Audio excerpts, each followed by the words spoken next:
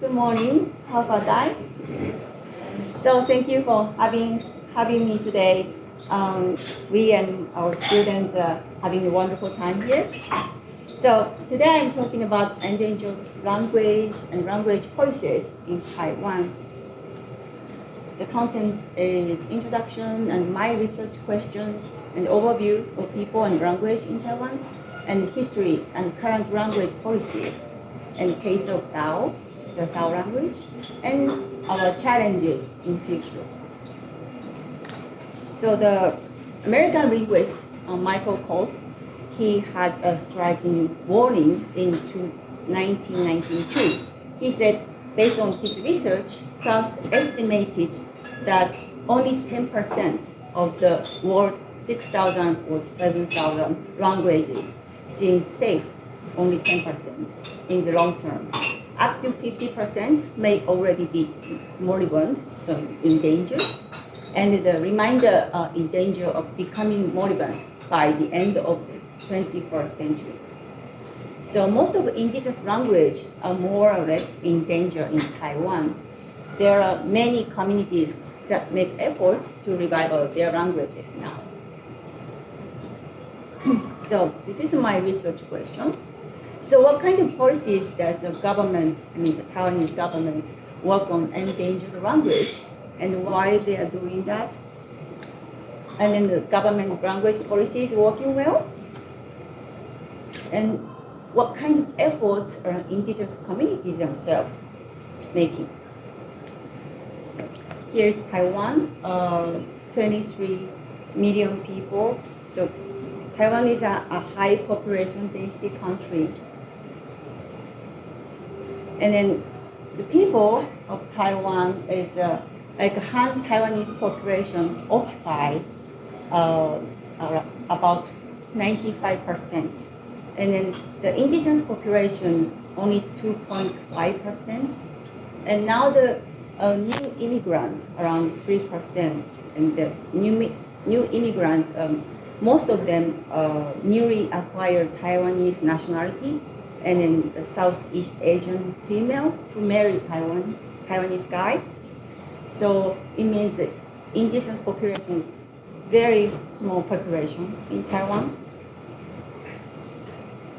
And then in Taiwan, generally people are speaking Mandarin Chinese, most of them, and Minnan. Minnan is a local dialect. So you can see the whole Taiwanese society is quite controlled by Han Taiwanese population. And generally speaking, indigenous people are fluent speakers of Mandarin Chinese or Minnan. And then there are very, very few indigenous monolingual speakers now. So there are currently 16 recognized indigenous people in Taiwan. And then the UNESCO had a project on endangered languages. And the David Bradley, who is a researcher from the UNESCO, he said in Taiwan, all surviving indigenous language are definitely endangered and in rapid decline in most areas, with child speakers only in a few areas. Even for the largest languages, all may well be extinct during this century if these current trends continue. So, but he said this, it's 13 years ago now. So then, is there any change in this situation? So here is the language policies in Taiwan. So historical background, we have a Japanese colonial era from 1895 to 1945. And then linguistic imperialism era by Kuomintang after the war. So Kuomintang is a Chinese nationalist party and came to Taiwan after the war. And then during this era, the government emphasized the de-Japanization and also one China policy. So one country, one nation, one language. So only the Chinese, just emphasize the Chinese population, Chinese nationality. So during this era, the speaking dialects like Minnan and Hakka were also strictly prohibited. And then since 1980s, the democratization and cultural pluralism era starts. So then opposite from the former period, the Taiwanese government now just emphasize the differentiation from China. So because we have a rich non-Chinese culture here in Taiwan, so that we have a different from China. Yeah. So interested is a cultural pluralism and local language policy. So 1997, the Taiwanese government amended the constitution, and the Taiwanese government officially shall actively preserve and foster the development of indigenous language and cultures in our constitution. And after the late 1990s, the local language education policy started. So what is a local language? So the so-called local language is Minnan and Hakka and indigenous languages. So the local languages are taught at elementary school all over Taiwan since 2001. And all three categories of languages should be respected, the same as Mandarin in public domains. So, for example, the broadcast system in a train are all these three languages category. The indigenous proficiency test is in 2001, the government established the regulation for the certification of indigenous languages, and then they officially train teachers to teach indigenous language at the elementary school. The same year, they also start the indigenous language proficiency test. So the teacher have to pass the test before teaching the indigenous language. And interestingly, that 2 years later, indigenous students also became able to take this proficiency test. So what is the point? Because it's supposed to originally that this test is to require teacher to prove their ability to teach language. But now they have a different. So in the past, all indigenous students can get additional points for entrance exam scores, like a university exam. But Han Taiwanese people tend to think it's not fair because many indigenous peoples are actually living in the cities, not the village, and then don't speak their native languages. So why they can get another score, right? So then the government, to suppress this criticism, so that they set a new qualification standard. So the students have to pass the indigenous language proficiency test, then they can get additional score in the university and also high school entrance exam. So this is a very big change from the teacher's ability proof to students' cultural language ability proof. So then these, like a proficiency test and a local language, these language policies effective or working well? It's actually not very well, because one is the class time of local languages is very limited.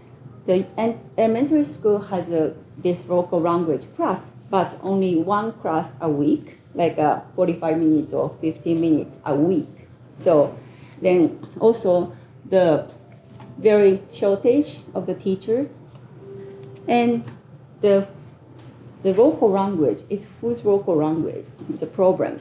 So, for example, we are from Taitung County. Taitung County is here.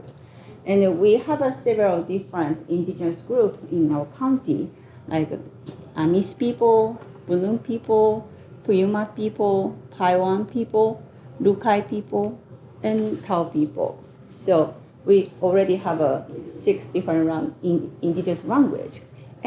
But even more, we have a different dialect.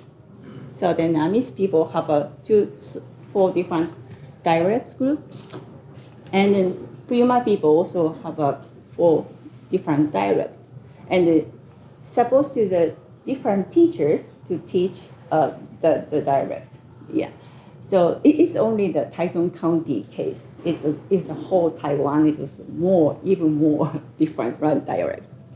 So you can say this, for example, one elementary school, and my classroom, maybe 15 indigenous kids there, and then these 15 indigenous kids, but they have a 6 or 8 different dialect language, right?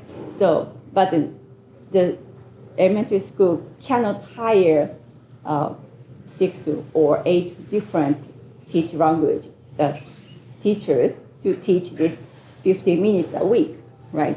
So then in the end, the elementary school only hire 1 or 2 language teachers. Okay, then we just hire the coastal Amis teacher, and then so the Bunun kids think I want to choose my Bunun language as my local language, but the elementary school said no, we don't hire the Bunun teacher, so maybe you can learn Amis language. Yeah. So what's the point? It's not his or her local language or native language, right? So this is a problem, but it's too many different language. So no wonder Taiwanese indigenous language are in danger. So then in the point, for the first place, what is an endangered language and how to assess the endangerment how to assess the safety of the language. So this is a scale, the scale for the endangered language mostly from 1 to 10. And 1 is the safest one. The safest situation is that all generations are speaking, from the grandparent to the kids. And then we need the children speaker or learner in the community. Yeah, so then, but unfortunately, in Taiwan, most of the indigenous people situation is around from maybe the best one is 7 or the 9 or even 10 extinct. 10 is extinct. Yeah.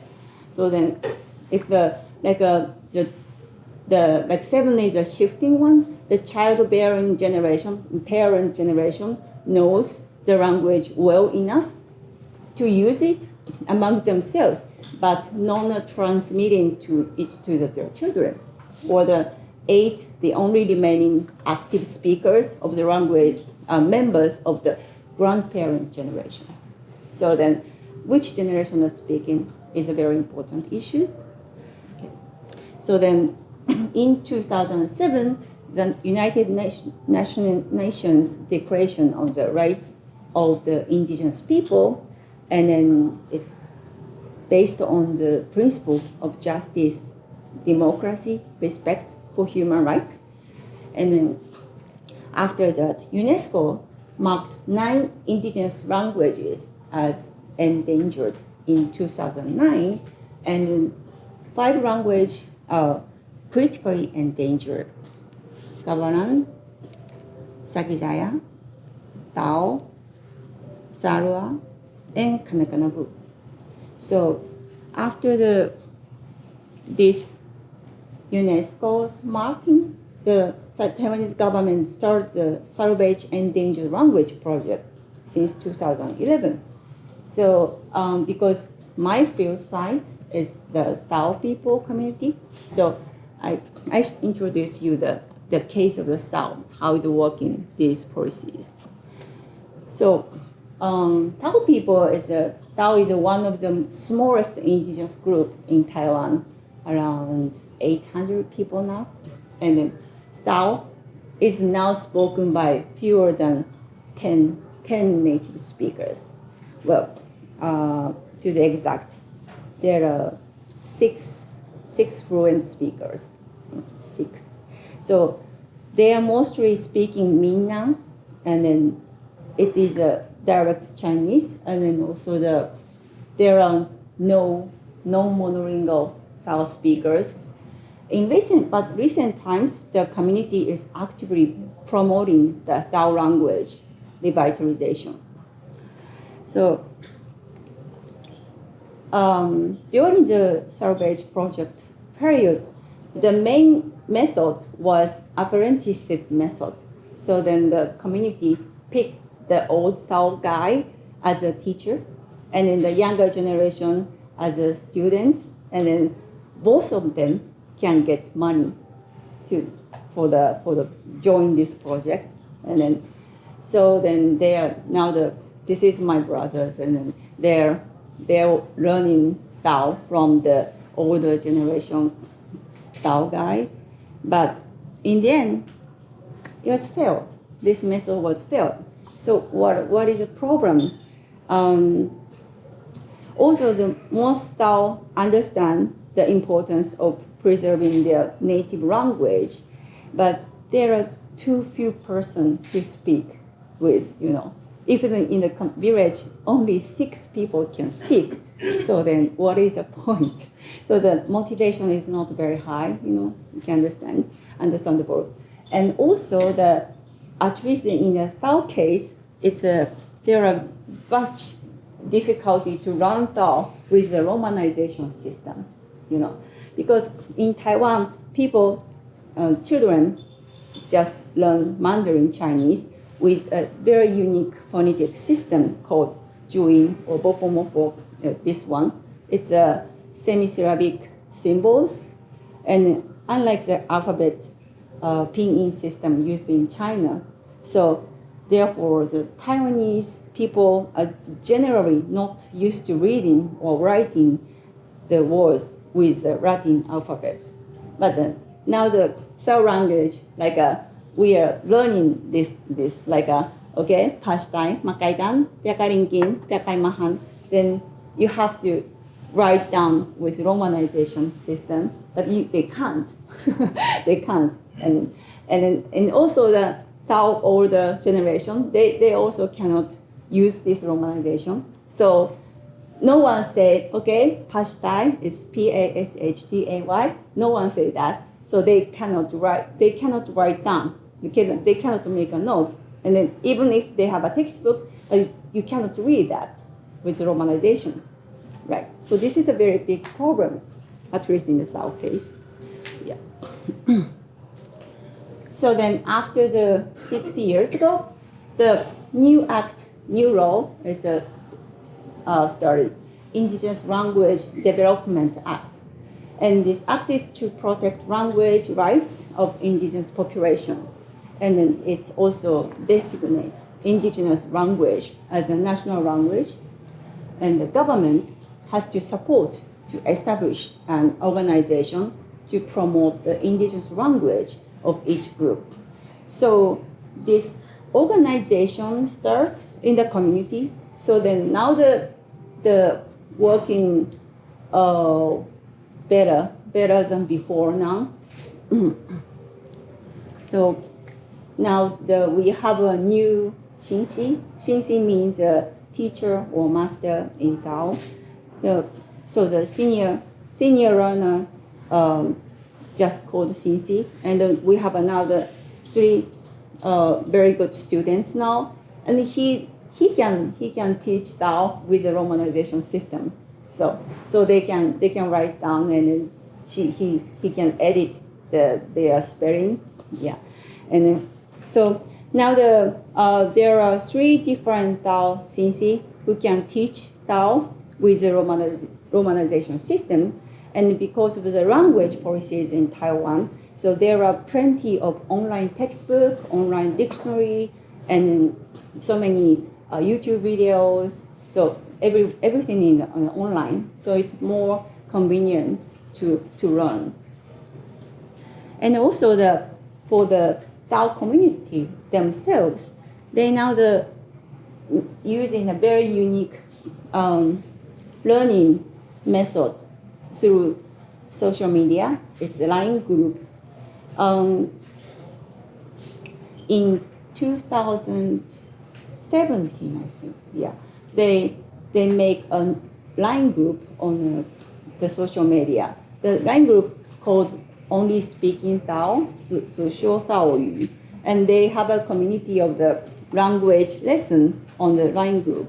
So now they can use learning the Dao language on their smartphone now. Actually, I'm deeply impressed by the efficacy of this way of learning a language, and you don't need to live in a village, you know.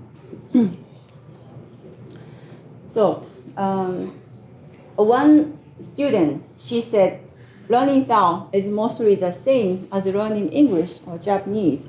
So they're learning the language exactly just as a second language, you know. And almost all members of the line group, are typing, and then talking on their smartphone. And the group conversation are available at all time and all place. You don't need to limit it in the village.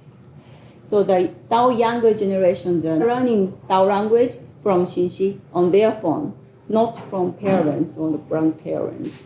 So now the scale of the endangered language is kind of maybe have to be updated, because now the grandparents, parents, they don't speak the Dao language. It's no problem because they have another teacher on the smartphone, the social media.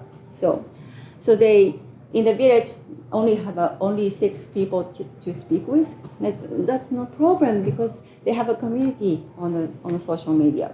Yeah. So sorry.